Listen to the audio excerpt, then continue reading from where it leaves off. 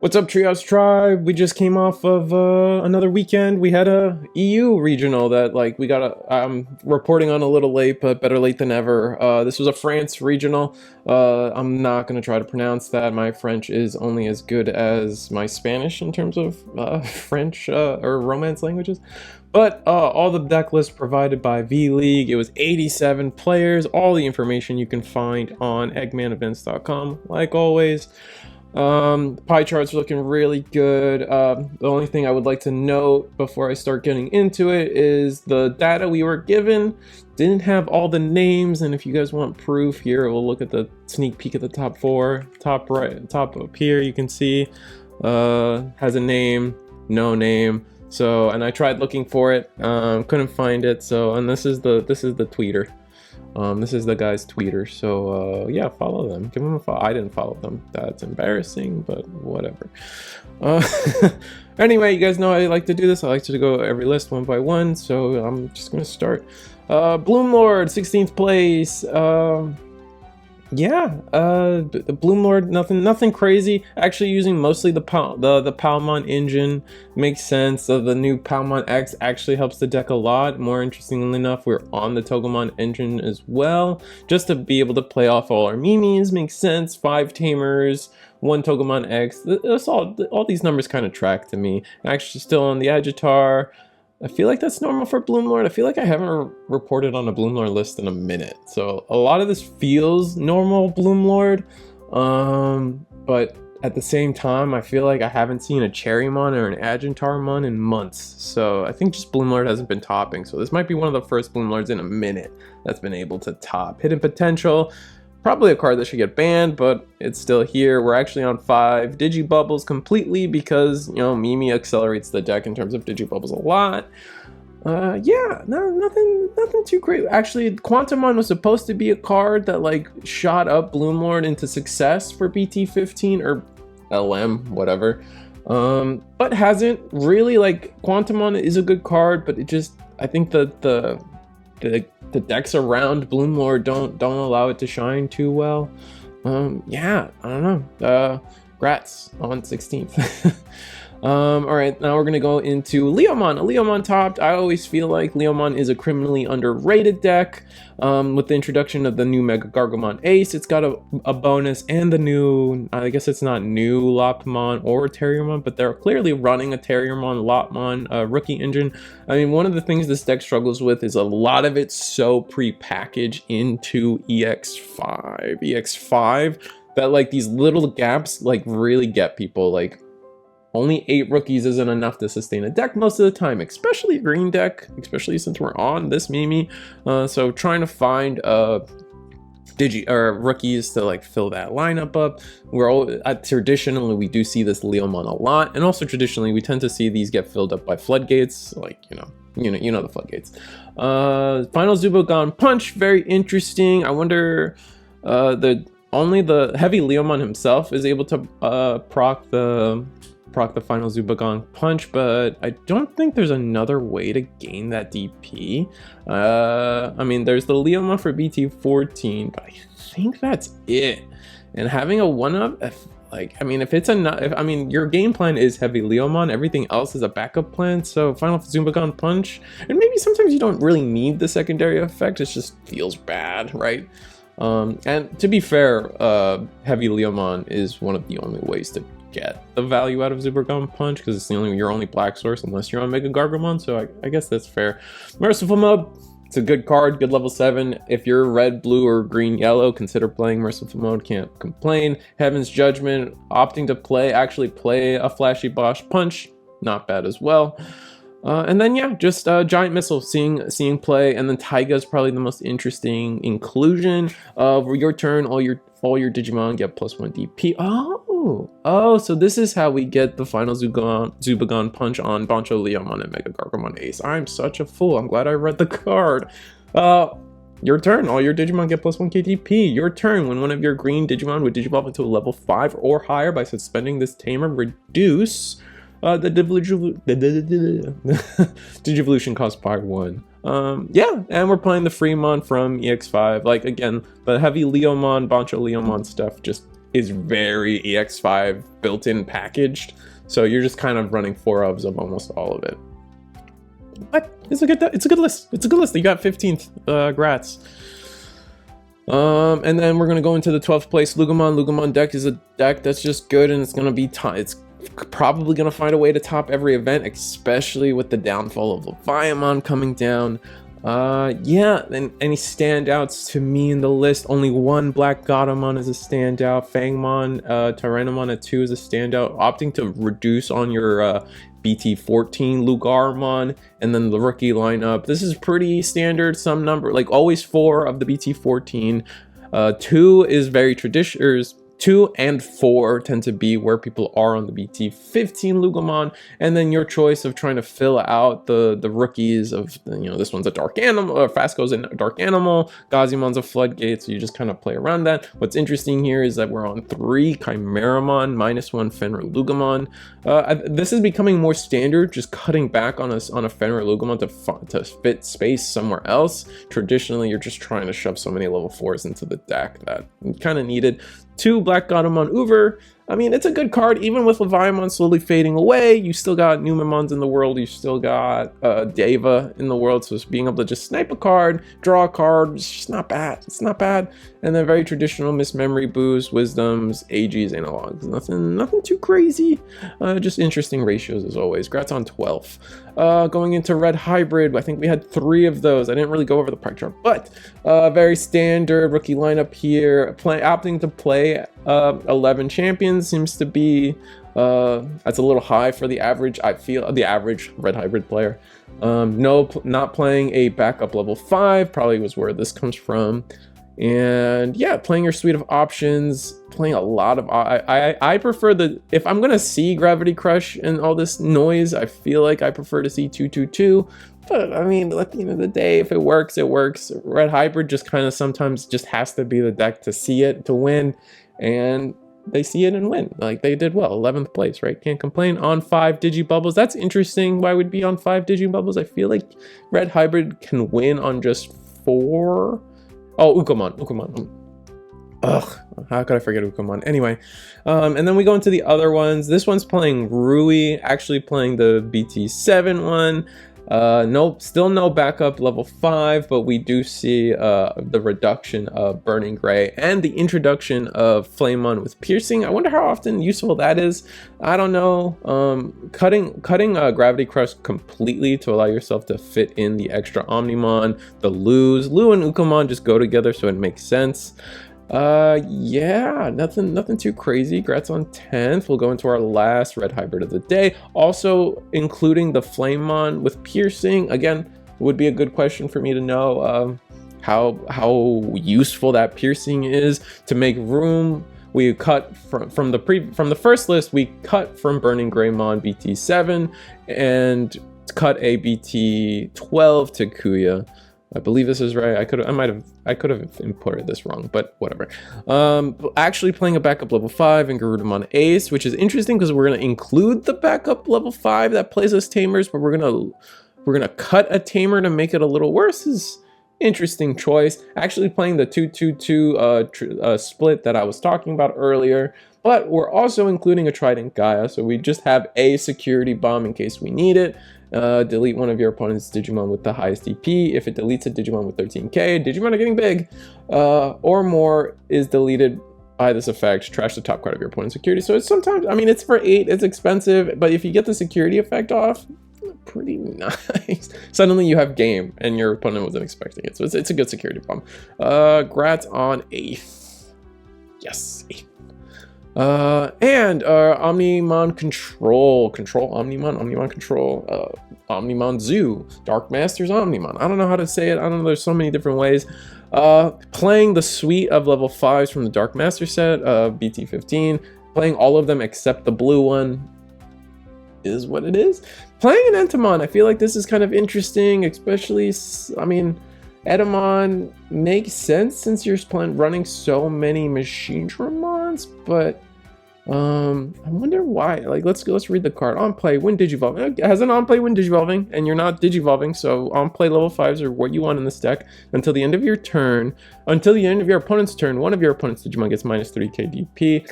Start of main phase, this Digimon attacks. All right, so it's kind of an interesting way to like maybe pass turn, play it past your opponent's turn. Now they have to attack with something they don't want to attack with. It makes things awkward. Triggers, no, it doesn't even trigger a Bonwu. Doesn't really.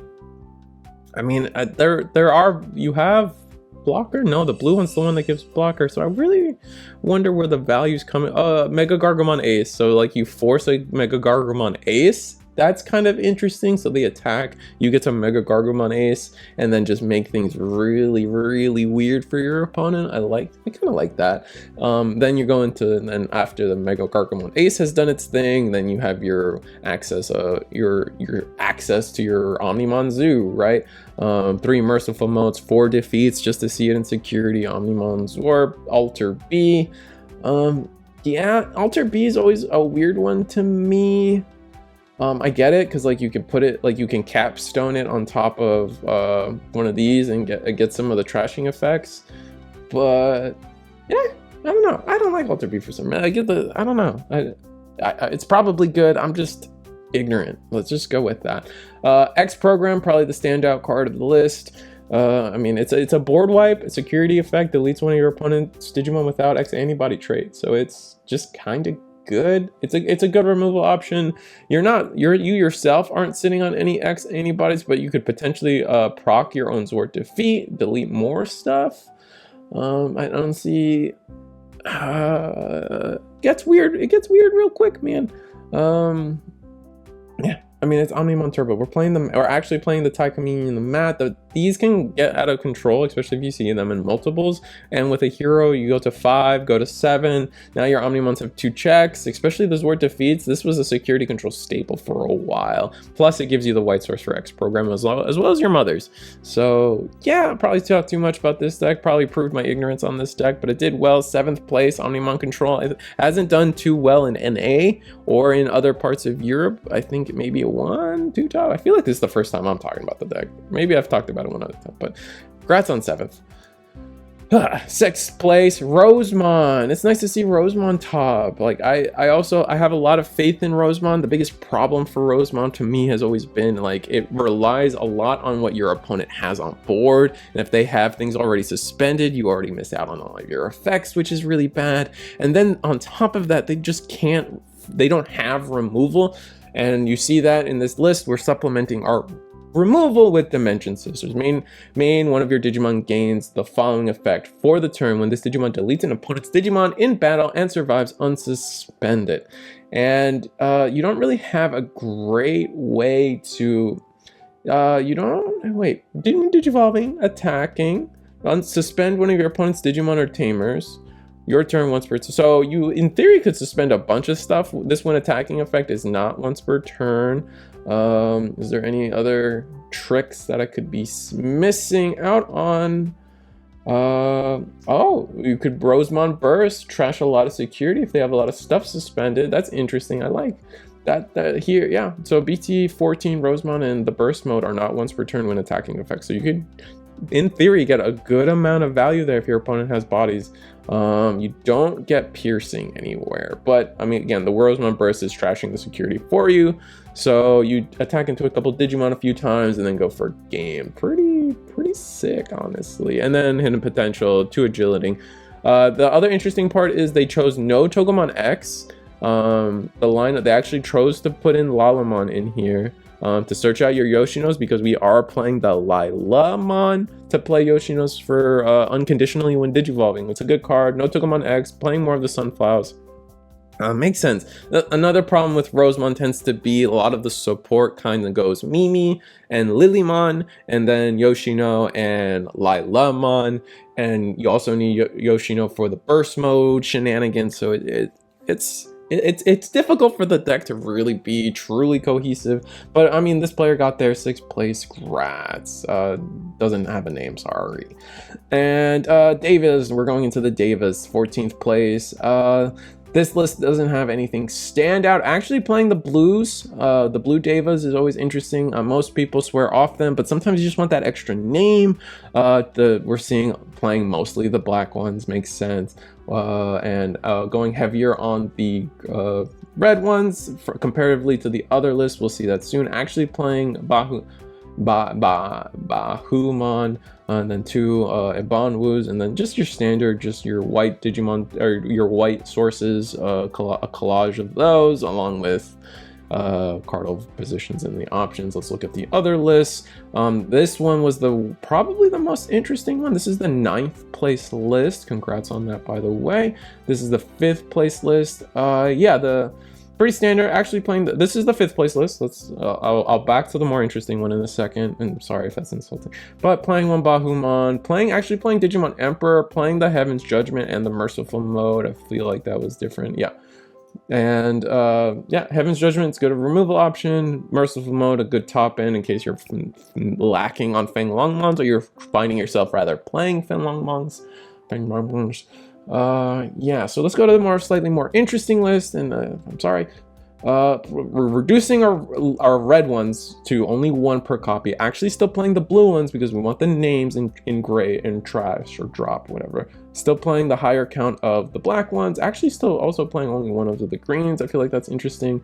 Playing the 222 of all the not dragon ones. Playing Shadow Serafi. Playing Ruin mode. That's all very interesting. Playing Reinforcing Memory Boost to just have a burst of memory. Reinforcing Memory Boost being a first 6 heal and then the delay. It's a better Holy Wave for most situations other than in security. It's just kind of nuts.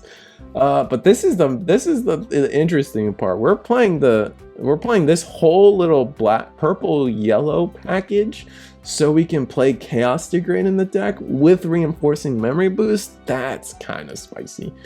Yeah, it's self-explanatory. I would love to know how often TK actually costs this person some a security, rather than actually heal a secure. Get a card and then heal it back. I mean, that would be interesting. It could be potentially why they lost to drop that. They could have dropped the game because of it at some point. But playing the text control Mimi Tachikawa to help us consistently get into Chaos Degrade.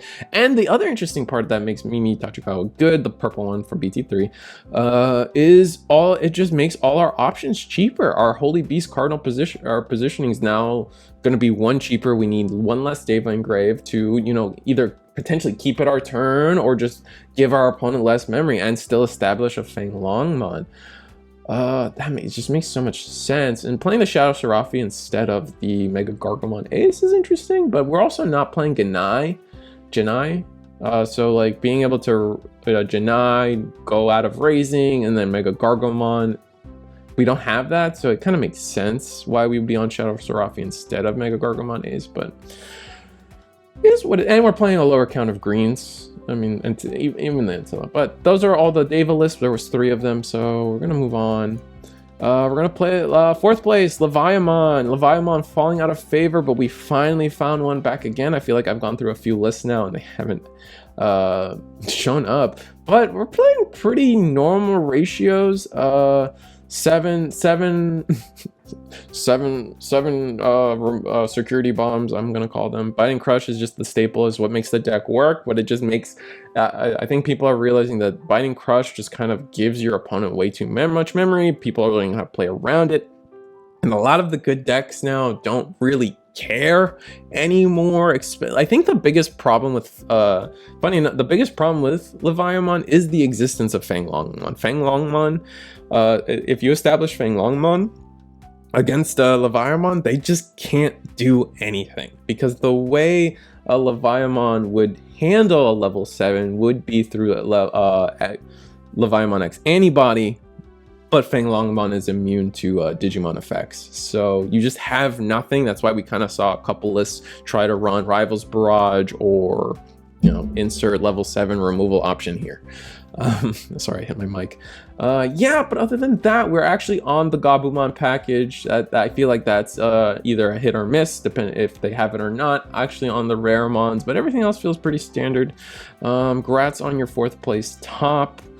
Next is going to be our security control list. Both of these don't have a name, and both of these are the exact same list. Maybe I'm tripping, maybe I'm seeing something, maybe something got uploaded wrong, but if these two were homies and they played the same list and they both topped, that's kind of sick, to be honest. But so you can check for yourself, it is the same list. There's just no cards different. Yeah, so let's go into it. Harrismon, security Harrismon is becoming a staple in security control. I feel maybe that's a hot take. I feel like I've seen it a lot at this point. Just it's a rookie that does something in security. A lot of times, I mean, let's accept it. Security control has a little bit of luck to it because it becomes like, how good is my security sometimes? And a lot of times, like, you'll see Solomon, and as the opponent going against security control, Solomon is just like, yes, gone, get that out of here, we're not doing that anymore, free game or free security, I get another check with this guy, this is great.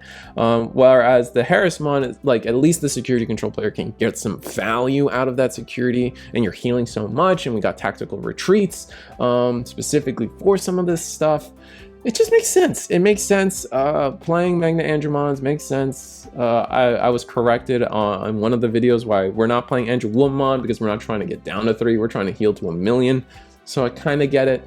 Shout out to Rafi. It's just a really good flood. It's not a floodgate, but it's like a defensive boss monster guy.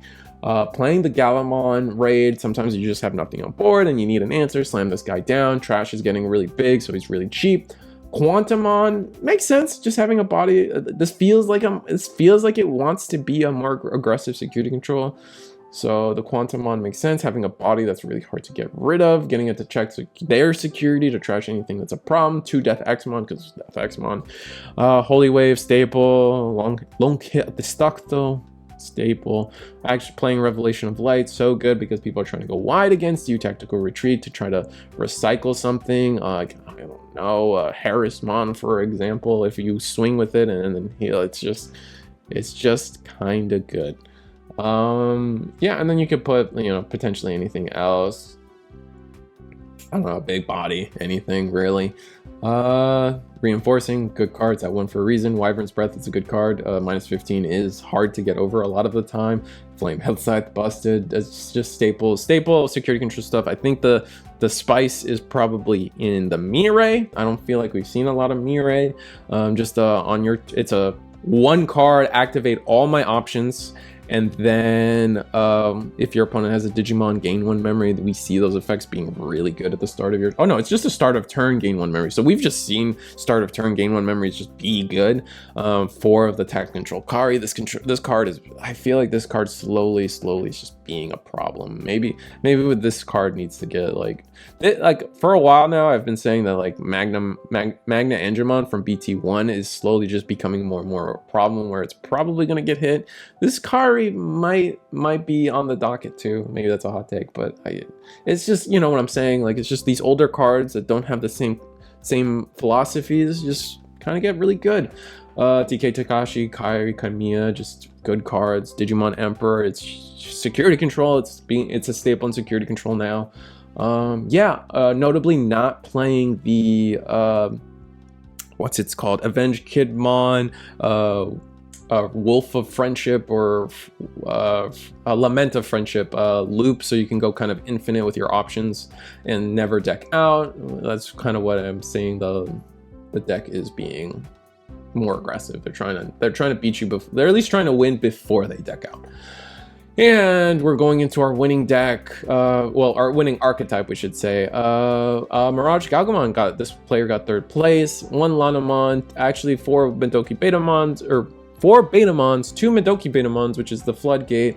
Jamming's good, pretty standard. Other side of that, playing 4 Zudomon is like, that's the maximum we play. We don't always see that.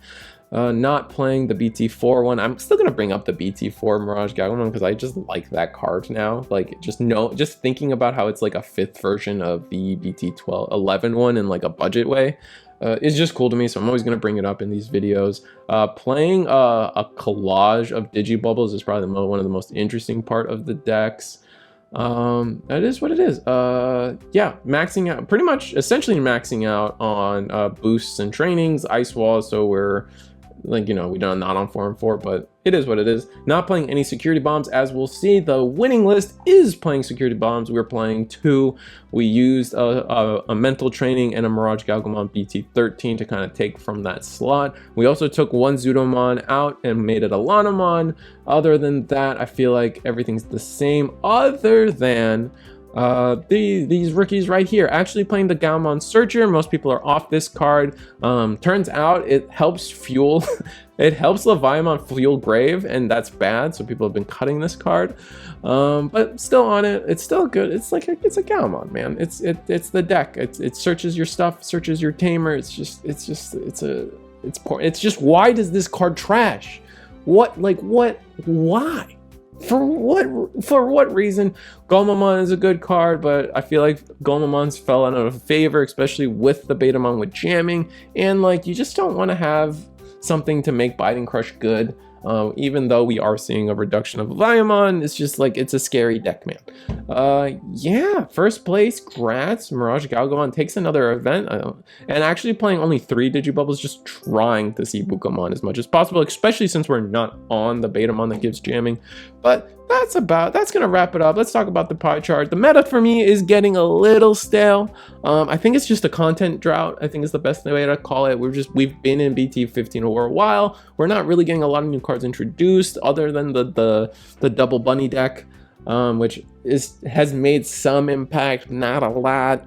Yeah, it's the format's still diverse, it's healthy. I mean, I feel like people like don't like that the game is just a little too fast. Maybe that's probably the biggest complaint I have about the format, and I think that's most people's takes, is just like it's kind of just fast. Everyone's just kind of trying to be fast in a slightly different way, so meh.